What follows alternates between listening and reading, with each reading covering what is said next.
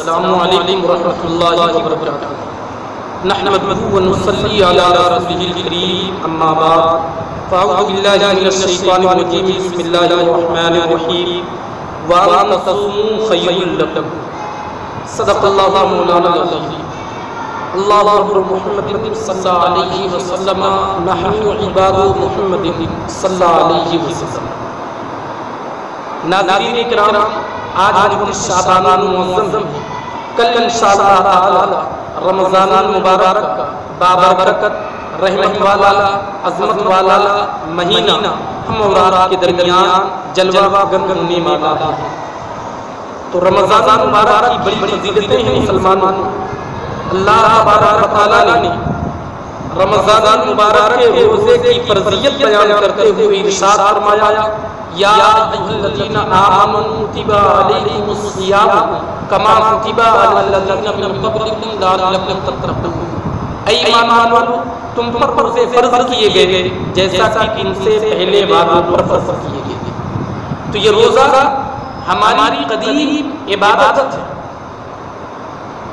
حضرت آدم علیہ السلام تسلیم سے لے کر گزشتہ نبیوں کی امتوں پر بھی روزے فرض کیے گئے۔ یہ الگ بات ہے کہ دن اور احکامات الگ الگ تھے۔ تو یہ رمضان مبارک کے روزے کی بڑی فضیلت ہے۔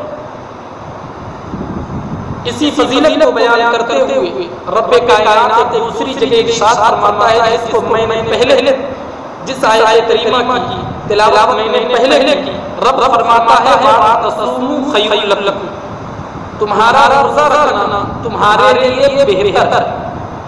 تو یہ روزے کے کچھ طبی فائدے میں بتانا چاہتا ہوں۔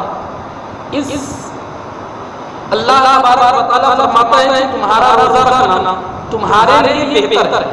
اس کے طبی فائدے ہیں مسلمانوں کہ روزہ رکھنے کی وجہ سے جو معدے کی تکلیف میں رہتا ہے تو ان کی بیماریاں روزہ رکھنے کی وجہ سے دور ہو جاتی ہیں اور نظام ہضم بہتر ہوتا ہے۔ یعنی جو ایسیڈیٹی کے مریض ہوتے ہیں، جو گیس کی بیماریوں میں مبتلا ہوتے ہیں، تو روزہ رکھنے کی وجہ سے اللہ تبارک و تعالیٰ کی ساری بیماریوں سے اس کو محفوظ رکھتا ہے۔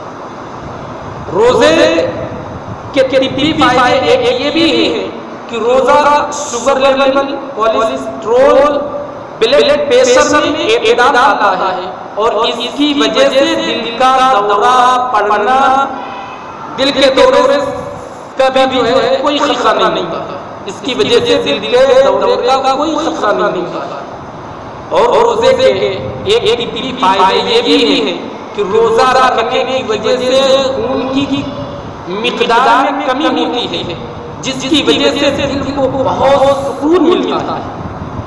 روزہ کے ایک طبی فائدے یہ بھی ہے کہ روزہ رکھنے کی وجہ سے جسمانی کھنچاؤ، ذہنی تناؤ، ڈپریشن اور نفسیاتی امراض کا خاتمہ ہوتا ہے۔ روزہ رکھنے سے بے اولاد خواتین کے یہاں اولاد ہونے کے امکانات کئی گنا بڑھ جاتے ہیں۔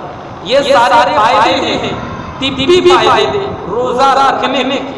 مگر افسوس کہ آج ہماری قوم کے نوجوان کچھ بیماریوں کا بہانہ بناتے ہوئے اور کچھ مجبوریوں کا بہانہ بناتے ہوئے وہ یہ کہتے ہیں، نہیں مجھے فلاں کام ہے، میں تجارت کی غرض سے جانا چاہتا ہوں، میں کھیتی باڑی میں جاتا ہوں، میں دن میں دھوپ میں کام کرتا ہوں، جس کی وجہ سے میں روزہ نہیں رکھتا ہوں۔ افسوس کہ اللہ تبارک و تعالیٰ نے روزے کی برکت سے نہ جانے کتنی بیماریوں کو دور فرما دیا ہے۔ آپ دیکھیں مگر ہماری قوم کے نوجوان بیماریوں کا بہانہ بناتے ہوئے بیماریوں کو دکھا کر کے روزے کو دور کر دیتے ہیں، جبکہ ہونا یہ چاہیے کہ روزہ رکھ کر کے ساری بیماریوں کو دور کر۔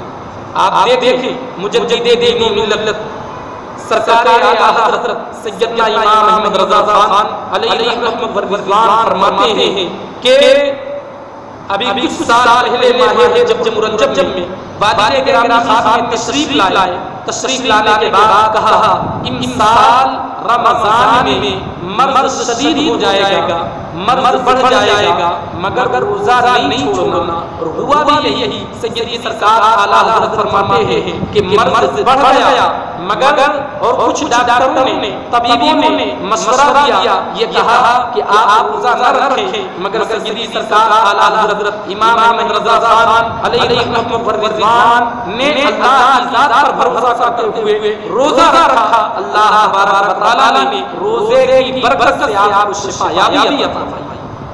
سیدی نبی اکرم صلی اللہ علیہ وسلم ارشاد فرماتے ہیں، حدیث پاک ہے، صوموا تصححوا، روزہ رکھو صحت یاب ہو جاؤ گے۔ تو عزیزان نبی اسلامیہ، تو میں اپنی قوم کے نوجوانوں سے کہنا چاہتا ہوں کہ آپ بیماریوں کا بہانہ نہ بناؤ، آپ کسی مجبوری کا بہانہ بنا کر کے روزے سے دور مت ہو، بلکہ روزہ رکھ کر کے ساری بیماریوں کو دور کرو، ساری پریشانیوں کو دور کرو، روزہ کی قدر کرو، روزہ کی اہمیت کو سمجھو مسلمانوں۔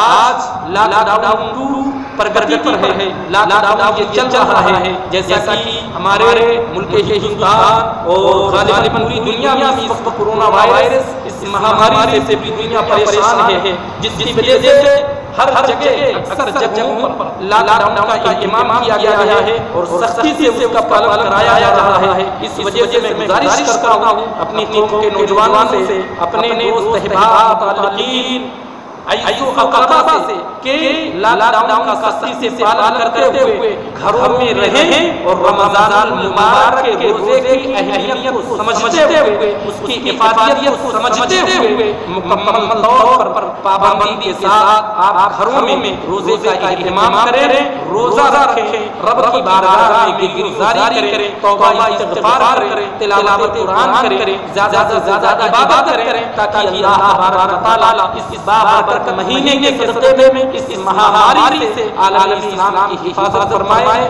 بس یہی کچھ باتیں حضرات کے گزار کرنی تھی۔ اللہ تبارک و تعالیٰ کی بارگاہ میں دعا ہے، مولا تعالیٰ اس مہاماری بیماری سے اس رمضان المبارک کے صدقے میں ہم سب کی حفاظت فرمائے، عالم اسلام کی حفاظت فرمائے، سب کی جان مال عزت آپ کی حفاظت فرمائے، آمین بجاہ نبی کریم صلی اللہ علیہ وسلم۔ السلام علیکم۔